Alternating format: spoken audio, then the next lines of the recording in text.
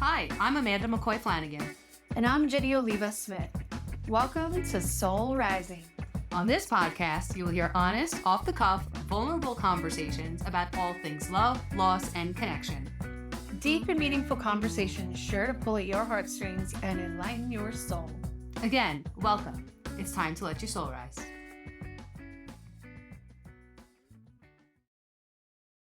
Are you overwhelmed with sadness over the amount of people that are losing their lives and their homes due to senseless war? Are you even more angry and fearful about the state of the world today than you were yesterday? Do you feel powerless to alter the trajectory of humanity? Are you desperate for tools for collective healing? Hey, everybody. What's up, you guys? Welcome back to Soul Rising. This is episode 15. Cannot believe that's crazy that we're already up to 15. Yeah. And usually I'm sitting here looking to my right where Amanda has a beautiful, almost storyboard. And today we don't have one. No, We don't, because we changed what we were going to talk about, right, Amanda? Because we've been both, probably much like you, very overwhelmed this week. Very overwhelmed. And it's Tuesday. Yeah. You know, yesterday I dropped my kids off at school and I was in a good mood. It was fine, you know. Mm-hmm. And then music came on that reminded me of my brother who passed away. And I started to get sad. And I had to go food shopping. So I pulled into the supermarket parking lot. And I just bawled. I just bawled. I actually posted about it on my Instagram. Yes, which was so amazing, by the way, that you shared that, because I think a lot of people, I know even for myself, you gave a lot of people permission yesterday to be like, hey, it's okay. You're not alone, first of all. I know for me, even though it's just you, there's this awkward sense of like, I'm going to let myself just cry my eyes out in a parking lot right now. Mm-hmm. And it was really awesome the way you put that out there. And in this video, it was on Instagram originally. It's on my page now too. You guys go check it out. But I'll let you finish what you were saying. But I was going to say that you gave a lot of people permission to do what you're about to tell us. Yeah, you know, I get weird about that because I don't want to be like using my pain as a salesy tactic. Like I get like really insecure about that kind of stuff. Like I want to be very careful. And I realize I usually put out pictures and videos of me like smiling and I look nice and I'm giving a positive message. And yes. And I'm like, no, like I need to also show the real, you know, like I love how reels are called real, right? The real. The real. And the behind the scenes, this is the shit going down. This is what's going on. I'm sitting in a freaking parking lot at 8 o'clock in the morning, hysterical crying because I miss my brother. And then as the day went on, I started to realize it wasn't just about my brother. This is the stuff we talk about, how like you don't really always know what's going on under the surface. Like we think something presents as one thing. And of course, I miss my brother, but it's just all grief packaged up into one big ball. That's exactly right. Well, when you identify grief, your most clear identifier has been the loss of Jeremy. Yeah, and then after he died, everything else seemed so much more magnified. So, and Ginny and I were on a podcast yesterday. It's called Her Sacred Soul Space. This woman, Marsha. So amazing. She's really, really cool, and that'll be out soon. But we were talking about how we become more and more sensitive the more spiritual we become and the more open we become to feeling. And I think that's why a lot of people don't do it, because they're not sure when that sadness or that pain is going to hit. But as Ginny and I always talk about, it is so necessary to get us through to the other side. I woke up today feeling okay. You know, like I was a little off yesterday, but it's the energy of the world. And this is why we chose to switch up the show today. Jeannie texted last night. She's like, because we were texting about the war, Israel and all that. And she was like, maybe we should, nix what we had planned. So one of the first titles of my book I was going to use was We Are One. Mm-hmm. We're really affected. Oh, yeah. And if we're really affected, we think you probably are too. Yeah, I don't think there's any possible way that anybody who has knowledge of what's going on right now on the other side of the ocean here can't not feel it, especially, probably you too, Amanda. A lot of friends that I have a friend in New York who's, he's Jewish and his family's all in Israel. Mm-hmm. They're looking for people.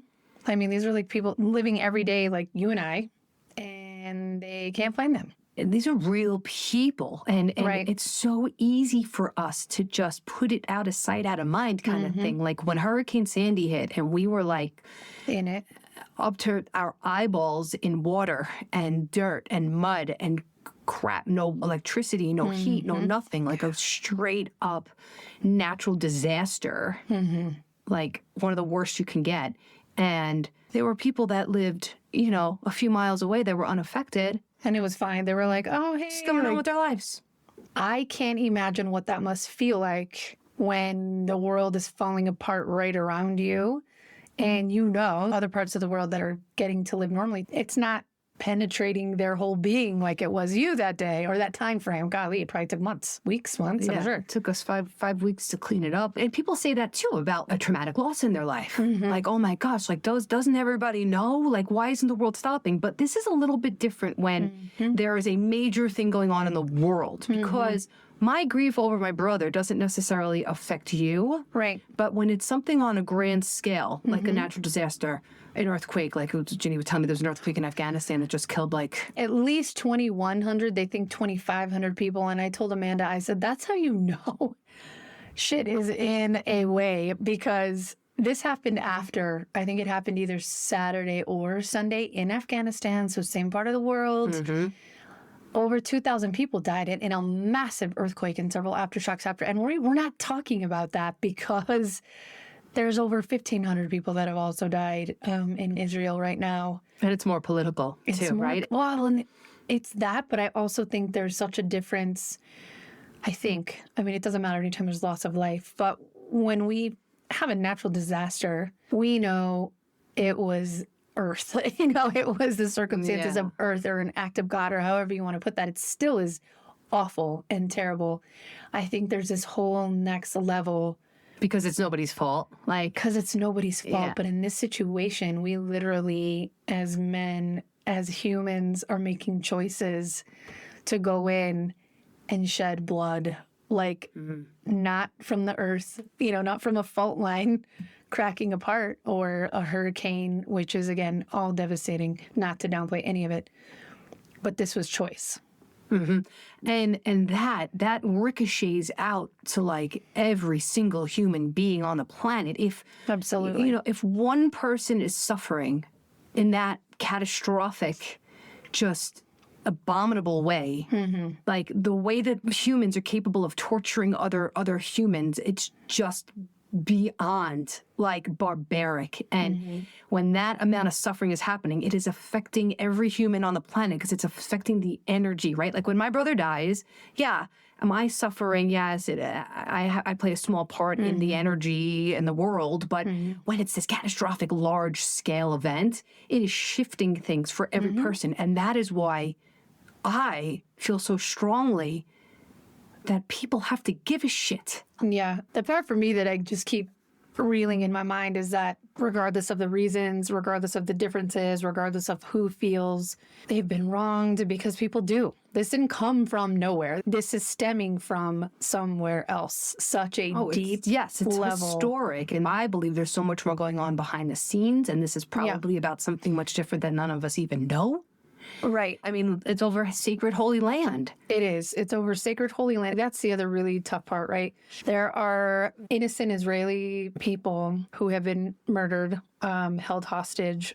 There are innocent Palestinians who've been murdered and in their mind held hostage in a way for many, many years. I heard somebody make a comment and it was like, oh my gosh, because you hear already people trying to discuss this. You guys know, if you've been here with us at all, Amanda and I, our biggest thing and whatever motivated us to start this show was the power, the scary power that happens in division, where we are in a dark place and so filled with anger and fear that we will turn on our own brothers and sisters. Like we've talked about it being that way in our country here in the United States, politically through COVID and all those things. This is very much a reflection of that, but just like on steroids. This is such a high level. And the thing is, there's almost this brewing.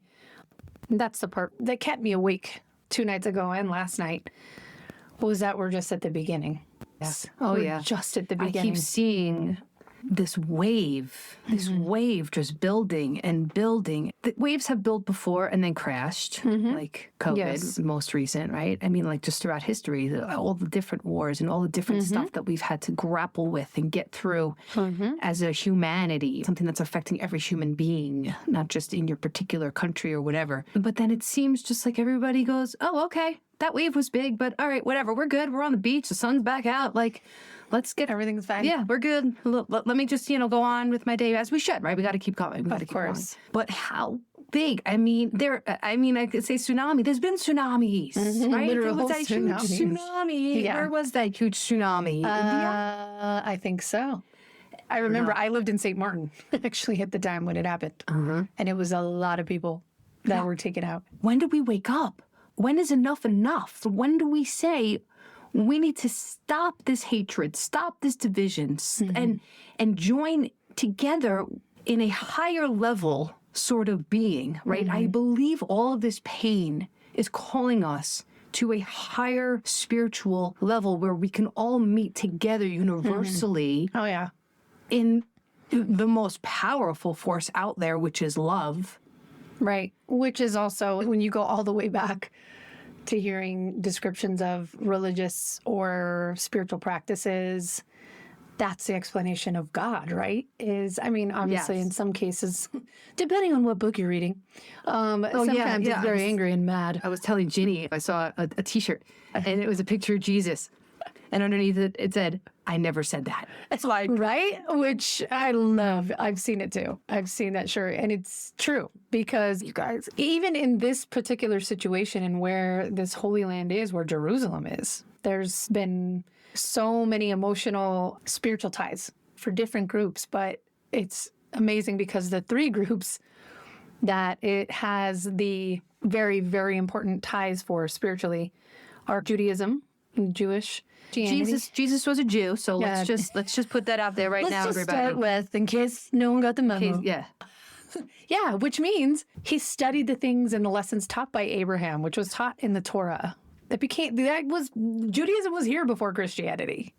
So that place, I know they talk about where Abraham, that's the prophet for Jewish religion, right? That's where he received the tablets and the messages. It all started lineage-wise, all from Abraham. Like everybody, right? That's where it's split. Okay. In that area.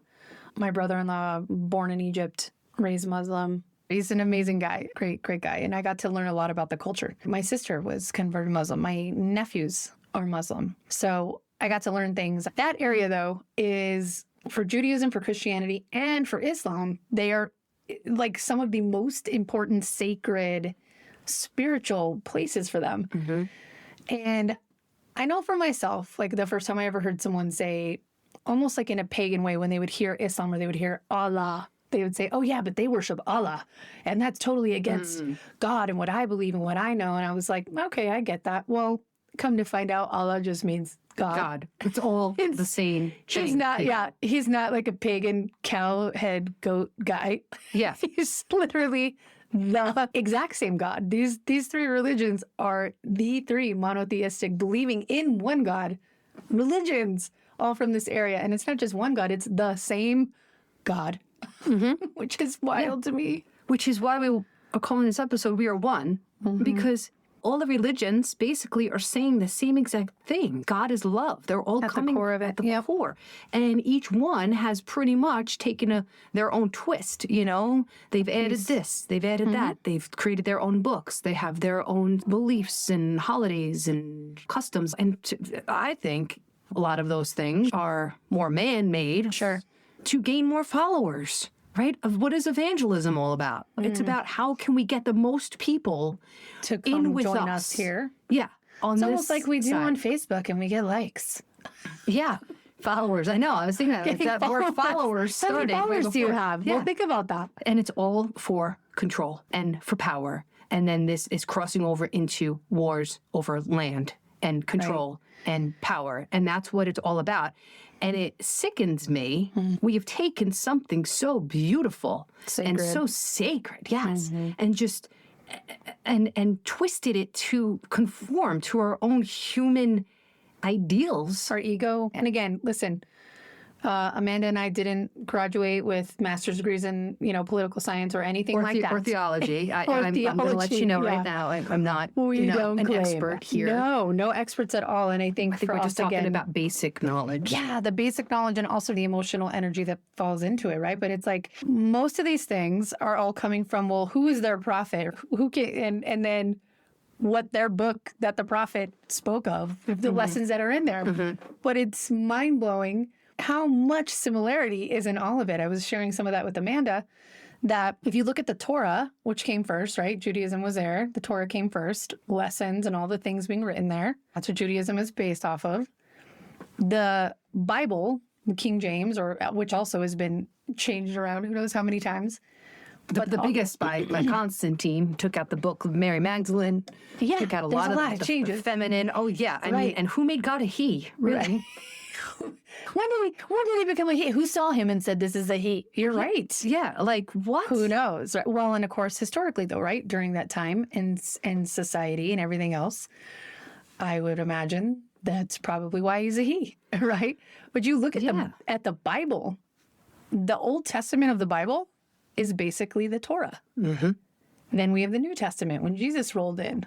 But the Bible we talk about, the first half of it is the Old Testament, which is basically the Torah. So we took from that, and historically in a timeline, if you laid them all out, just like a little timeline, it all came in order. Then you have, however many years later, the Quran, which, by the way, so you look at it and you go, how can people be so extreme? And how can they be, they're such extremists? And there's extremists everywhere. Definitely. One thing about, at least my understanding, when I got to learn a little bit about it, the Quran, at least it says that it's never been transcribed, changed. It came out from Muhammad, that's their prophet, right? One time, this is this illiterate sheep herder guy who goes and has this spiritual, just insane spiritual awakening, as we talk about, comes out with all this poetry. It all came out in song. The Quran is sung. Everything that's in the Quran is a mixture of the Torah, of the Bible, and of these new things that have happened historically at that point.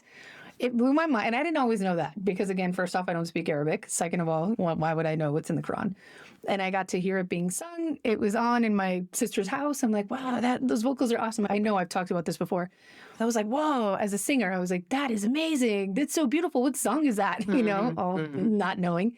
And my brother-in-law at the time he's like, that's the Quran. I was like, what? And he said, yeah, that's the Quran. I have it playing upstairs. And I was like, that's really good singing. That was my thing. And I said, is that super disrespectful of me to listen to it just for that point? And no, it's not. And as I'm listening, it's all transcribing in English. On the left, it's in Arabic. On the right, it's in English. And the story is being told. And it's like, and then an angel came to her, and his name was Gabriel. Came to Mary. I mean, literally, the names were the same. An angel came to her and told her, you are pregnant. You will have a child. His name will be Jeshua. His name will be Jesus. And I'm like, wait a minute, I think you have it on the wrong thing. I'm like, hey, dude, you guys are talking about Jesus in here. He's like, yeah. I said, you guys believe in Jesus? He's like, yeah, we believe in Jesus. We believe he's like one of the main prophets. But of course, right, here's this technicality of, well, yes, they believe in him, but they don't believe he's the Son of God. Therefore, we're going to have these like religious mayhem situations. Bottom line, at the core of all these very important religious, spiritual guides that we're all looking towards for answers, for faith, for direction and how to live our lives. The core of them, it's the same messages. And so much of them come down to us being kind to one another, us not worshiping idols, us not stealing, us not murdering. I mean, really, they're so similar. And if you go even further back, you look at Hinduism and all of these other different religions that were here long before any of that. Buddhism, don't attach to things. They all have the same core. Don't covet. Don't covet. Don't covet. And what are all these wars about? Coveting land, right? Yeah. So I understand and I appreciate religion for the spiritual aspects like Ginny's talking about, all these basic principles that are universal. I love being underneath all of it. Right? Love is really the main guiding principle. But when it comes to the idea of you have to believe like I believe, the same rules. You got to play by my playbook. Or else you're going to hell, or you're wrong, or you're bad, or they judge you, right? Which is the antithesis of what Jesus's message and Allah and Muhammad, all the messages were no judgment, understanding, Peace. love, peace. But when it comes to this, if you're not like us, you're out. That's where I part ways with religion. 100%. Because it's like, if you don't follow my guy, my prophet, and our playbook, even though it's so similar to what yours was. Yeah, and it's all on self-will. That's all human decisions. Human decisions, yeah. Who are you to say that this is how it needs to be? If you eat meat on Fridays during Lent, you're a bad Christian. Is that even in the Bible? I don't even know. I don't think that's even in the Bible. Yeah, I don't know. Or even just, again, some of those similarities. Christians are fine eating pork. Jewish and Muslim, they don't eat pork. Mm-hmm. Unless it's, I don't even think they eat pork at all. I don't think the Jewish really. And again, you guys, we're not pros here. We're going based off of the knowledge we know, and more so than anything at the core of this, how we are feeling. Yes. With the sense of, for me, I think what's so heartbreaking, so torrential, is knowing there's innocent people dying, innocent lives being taken because of how earth-shattering it is and how terrifying it is. I want to understand where that's coming from. Where is something so intensely persuasive that you could get this many people to buy into? We're going to come in from the sky on hang gliders. We're going to come in with machine guns. We're going to just blast rockets. We're going to come in shooting innocent people. That had to be brought on. That mentality was brought on from somewhere, and it plays on. It got tapped into. These, again, it's not Palestinian civilians that are over there doing this. It's the people of Hamas who are a terrorist organization and who happen to be governing Gaza. Mm-hmm. They are the ones who are in charge right now. So whether the Palestinians agreed, the civilians, the people, the citizens, whether they agreed with it or not, this was going to happen, right? Based on that. Did you, the government. Like I said, I don't really know too much about it because I try to take a higher level view, a more spiritual view of things and get in the nitty gritty of details because you don't even ever really know what's factual and what's not these days. Yeah. So I try to just rise above all that stuff. And I think yesterday, why I was so distraught over all of this and grief-stricken was it was Indigenous Peoples Day yesterday. Oh, yeah. Columbus Day, which is also Indigenous Peoples Day. Yes. Meanwhile, Columbus, I'm Italian, so I'm allowed to say this. Oh, you get the pass. I was about to be unlike this, you guys, I'm all, Amanda, stop, what are you? Oh, no. But then I was like, oh, she's Italian, she's fine. She could bring it on. Do it. Columbus didn't even discover America, people. All right? Don't get so mad either, you guys, because it's true. And I've always been an anti-Thanksgiving person. And, really? See, and it's my favorite holiday, but for the wrong reasons. Listen, because I love stuffing. I don't even eat turkey anymore, so I'm totally out on Thanksgiving. But I do. And the food was good. But giving thanks. The English came over, colonized, and pushed the Indians off the land. Yeah. And they had here, by the way. Yeah. Forever. Yes. So they killed each other. Those tribes They did. I'm not saying that they were the most peaceful, we have the peace pie, but we think of them as very peaceful, spiritual people. Yeah, they were brutal to one another, but they still had some sense. It was still their land. They were scalping. They were scalping people. All right. So what I really want to bring out is that every human being, no matter culture, color, skin, gender, this, that, wherever you live, nationality, is capable. We have this base animal instinct. These atrocities are terrible, and we should all strive to be loving and kind and peaceful all the time. It seems like you give somebody a little bit of power, and they can't handle it. The ego, they just run. They want more and more and more and more and more. Mm-hmm. It's never enough, and people just can't handle having a little bit of that. It turns something on inside. Yeah, we come from generations of having kind of is it monarchy when there's kings and queens? Yes. Is that what that is? Mm-hmm. I'm all, yes. See? I'm all, yes. So one of us does have a degree. But listen, Miss Mulkey was my honors history teacher, and I learned a lot from her. Miss Mulkey, you rule. But that sense of one person holding all the decision making. Mm-hmm. I mean, there's a lot of generations of that. And at the time, again, we've continued to evolve. We've continued to evolve. We've continued to evolve. But also at the core of all this, just really looking at what a successful tool fear is. It's all fear. It's all fear. And it's You're taking either a piece of my culture from me. The other part is, I remember having the discussion and not even then understanding, like, what is the deal with terrorists? I'm like, that is not right. Like, how is it that these guys are coming in? Like, what in their minds think that religiously that this is okay? And having somebody from Egypt explain, like, Ginny, you have to understand something. These people live in a village, for instance, right? They've had their whole families taken out. They live in, like, a village, and they've seen their whole family taken out by, like, tanks. It wasn't a fair fight, okay? He said when you take someone like that who's lost his whole family, he's already living in a way that's very maybe poor. He's not educated. The economy is not good. He's lost everything, but all he has, which again, you guys, I think the part to me that's like just earth-shattering is all he has is his faith. So you take these terrorist organizations who know this, and they come to them when they've got nothing left and like, do you want to come join us in basically... It's like a gang. It's like a gang. It's the same mentality. It's the same mentality. And again, how strong of a thing is our faith? I don't care what your faith is in. I don't care if you have faith that... It doesn't even matter. The idea of faith in that tool for us is so powerful. And the thought that there are intentional organizations playing on that. Fear. What fear comes down to is usually two things. Fear is usually a fear that something you have is going to be taken away or that you're not going to get something that you want. Those are really the two buckets that most fear fit into. Yeah, that your survival is going to be threatened. Your existence. You're not going to have something that you need.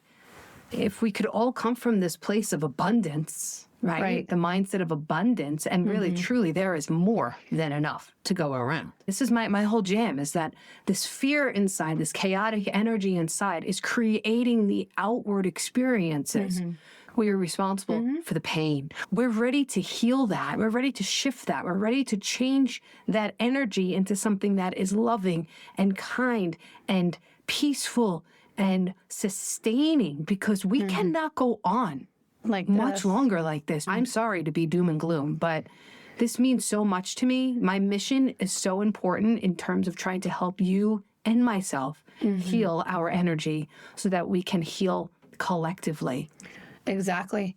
And I think that's we're all just waiting for what the next level is. You know, when you hear a prime minister come on and say, this is just the beginning, basically, like, these people will know the wrath and that this was the worst decision that they've ever made in their entire lives. It's going to be felt by all. And to watch literally on an almost split screen, because it was from one scene to the next, of a father from Israel talking about his daughter being kidnapped and held hostage right now, and the tears that were flowing from his eyes, and just this level of desperation. And this girl was at a music festival, like having a good time, and guys came in from the sky, taking them. And then literally 2 seconds later, looking at a man in Palestine, he's in the hallway of a hospital, and his 6-year-old son is dead because they just got bombarded with bombs. Everybody is suffering here. Everybody's suffering. If they're suffering, we're suffering.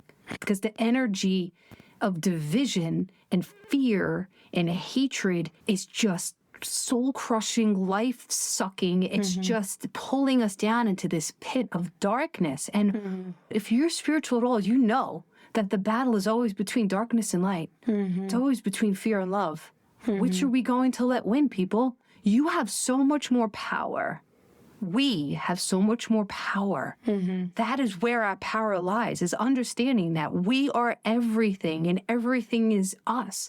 And if one person suffers, then we all suffer. And our power lies in our own personal abilities to use the tools that are so available. Oh my gosh, talk about God's will. I mean, we have everything we need right now. Everything in so many ways. Right. From technologies to spiritual tools to meditation being like a more mainstream thing. Like we have this within our power. And that is really the only power we have, because we could blame, right? We could. That's the point of all this. The vote, you could say your vote, but I don't even know if the vote matters anymore, really. Right. It's not the people in charge that have the power. No. The people have the power. Yes, absolutely. That's the whole point of this. It doesn't matter where you are in the world. This particular war, everyone's tied to it. And it's already a big speaking point for politicians all over the place, right? I'm sure they're all sitting around a table this morning. It's the next congressperson. How can we leverage this? Well, it's already coming out. It's already coming out. And that's the thing, you guys. We can't let this. And again, thank you, universe. Thank you, God. This isn't happening on our soil today. But we can't feed into the death. Fear. We can't feed into the fear and into the death, because here's the deal. And I know it doesn't matter what network you watch, or if you're somebody who doesn't watch it and you get your news from TikTok, it doesn't matter. All of you already this morning or yesterday have heard, well, if we don't step in and do this, you realize this could be us. And if we let it, the momentum of this, we could be dragged into it, and we very quickly and easily could be adding gasoline to this fire. And it's so hard to look at these images and not be freaking furious, not be so sad and heartbroken. And we're not even the ones there. I'm sitting here with this just weighing on my chest, and I'm how many miles away, and my babies are safe in bed. So how the hell are all of these people dealing with this right now? I don't know. And how do I fix it? I don't know. But what I can say for sure is that I have an opportunity. Amanda has an opportunity. All of you have an opportunity. It's hard to not be weighed down by this, and it's very easy to go into a direction and a feeling of F this, F them.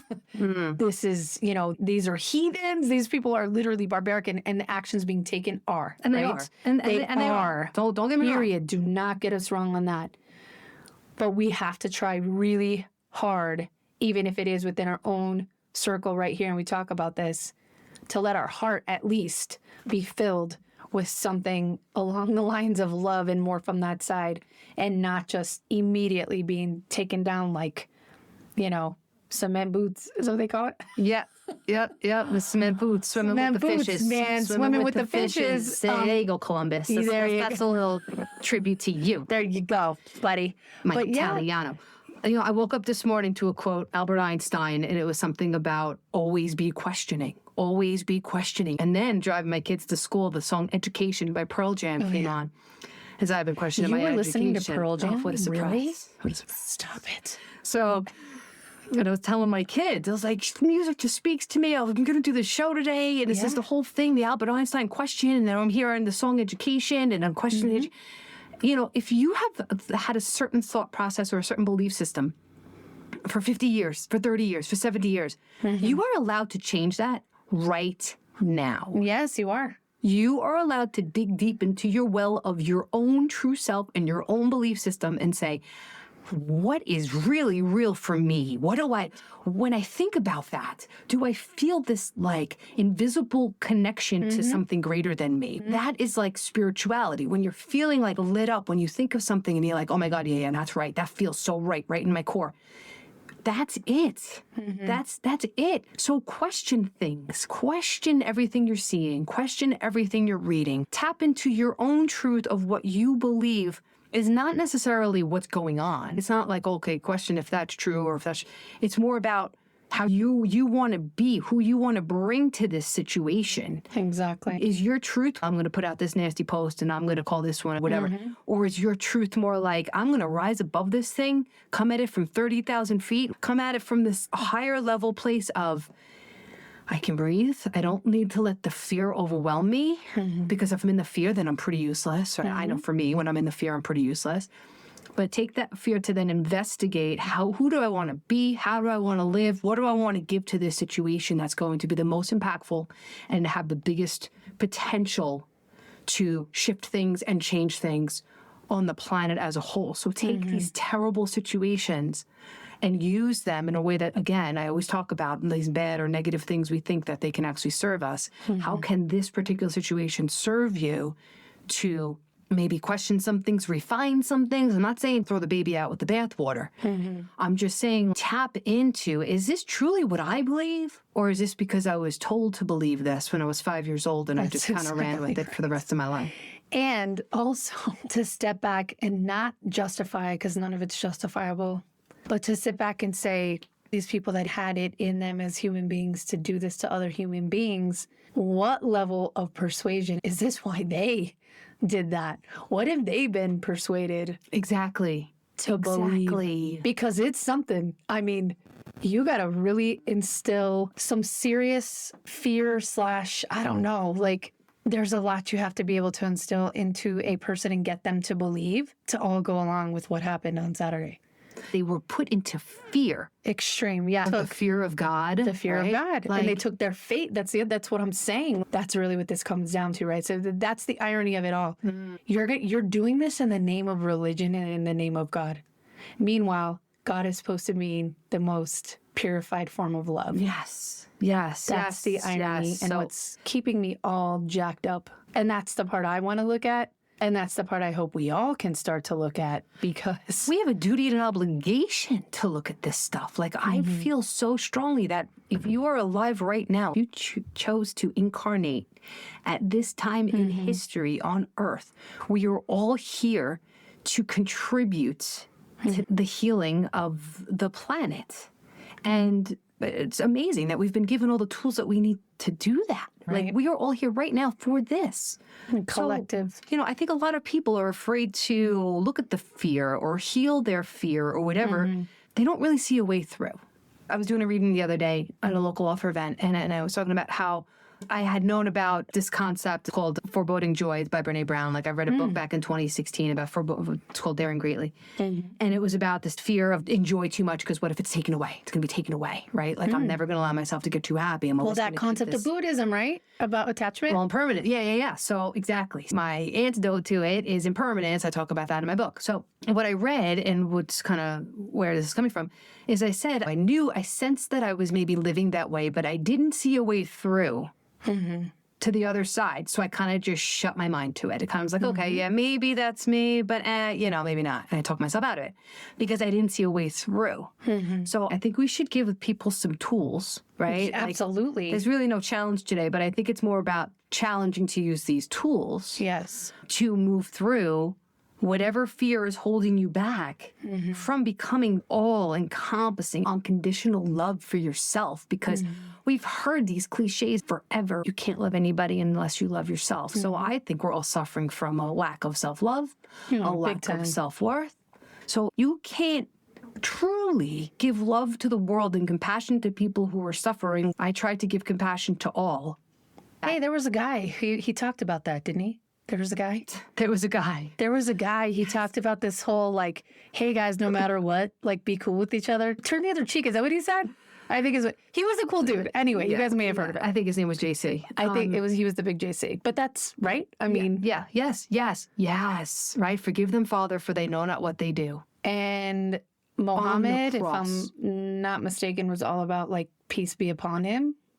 So we humans have taken the word and butchered it. We took it and we just made it to fit our human needs. So if you are religious or you're, whatever spiritual walk you're on, if you believe in a higher universal spirit, which I call God, spirit, that great spirit in the sky. Even if it's the sun, even if it's that you feel something when the sun hits your skin, if you're somebody who doesn't identify or you're agnostic, but you can be, the energy of nature. The energy of nature. Of the earth, Mother Earth, whatever it is. It's all screaming at us to be loved, to finally just embody, embrace, and be loved, because that is our only path forward. I mean, Martin Luther King, look, all these greats have been talking about this concept of just loving each other.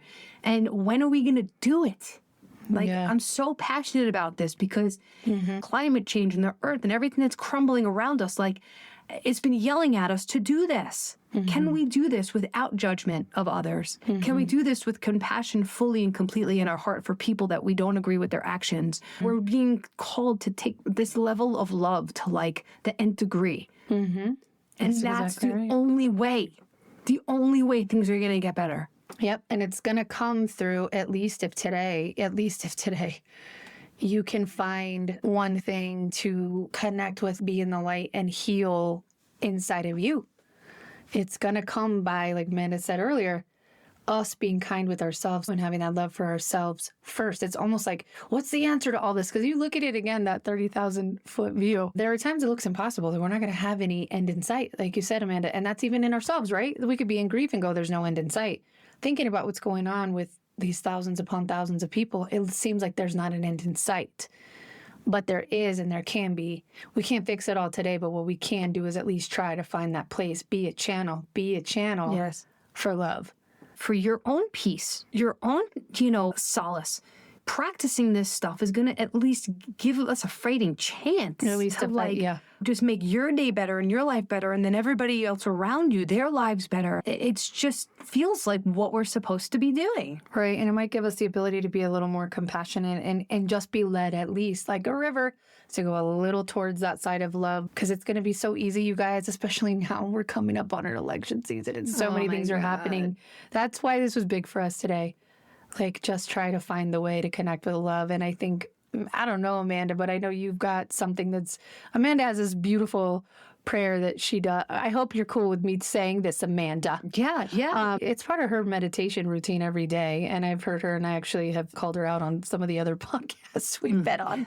Amanda, share that prayer. I totally stumbled. I was like, it was amazing. But she wrote it, so it wasn't stumbling. But I took it from, and I think I've said it on one of our past shows, but I'm assuming your listeners, some of you have listened to all of them. Thank you so much. Yeah, Mrs. Roar.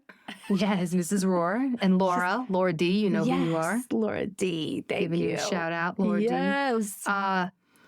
If you want to get to this higher level view of just being light and just being love and rising above the fear, first ask yourself if the pain of staying in the fear is worse than the pain you might feel going through it. And if you are willing to go through whatever you need to feel to move to the other side of this so that you can be a light out in the world and be contributing in a positive way, then you could say something like this, make it your own. So this is actually taken from a bunch of different things. Medium that I studied with once, she gave one part, and then there's a part from the recovery literature. A tapestry. Kind of just thrown things in. Yeah, exactly. It's Amanda's spiritual tapestry. Like spiritual tapestry. So, I love it. So I say, God, spirit, angels, archangels, master guides, higher self, please come into my heart, my mind, my body, my soul, and my spirit, and possess me in a way which is indeed miraculous. Do for me today that which I cannot do for myself. Show me what you need me to hear, see, feel, know, and do or not do, say or not say, while on my journey toward becoming the highest version of myself, which is love, and for the highest good of the people and the world around me. If you like that, take a line from it, make it your own, say it the same way, just rewind this and write it down, do whatever you need to do. Or find yours. Be inspired by this. Whatever works for you, whatever resonates with you, that's the whole thing. Ginny and I are just throwing out some possibilities and suggestions of things that you might want to work into your life. And if you're not familiar at all with prayer or meditation or anything like that, like I said, start now. It is never too late. No, it is never too late. And it's needed. We need you connected to you, that inner spirit, that soul of yours, because what you have to offer the world at this time, it's critical and it's needed. You may not think that, but it is, you guys. We need to individually and collectively get to that place of at least being able to tap into love, even just a little bit. So don't buy into all this shit that's going to be fed to you, because it's going to get uglier. It is, but outside, right? But we can try to find a way to make it more peaceful inside, and that's all we want for you. That's all we wish for you. We know how we feel today, and it left us a little disoriented, and we feel like it's probably the same for you guys. So we want to tell you how much we love you all, and we want you to, find a way to tap into that love today too, because we need it. The world needs it. Totally. And God bless those in Israel and those in Palestine and those in Russia else. and those in Ukraine and those in everywhere else. Yep. And Those in China, those in Taiwan. Factions, all the slavery that's still going on around the world. Everywhere. All the people that are suffering, all the people right here in America that can't have access to proper health care, and they're on food stamps, and they don't know where their next meal is coming from. All of it. We have the power. We are the answer, because we are love. That's right. So we love you guys. Next week, we're going to be doing a whole show on partnerships and relationships, expectations, something called Imago theory.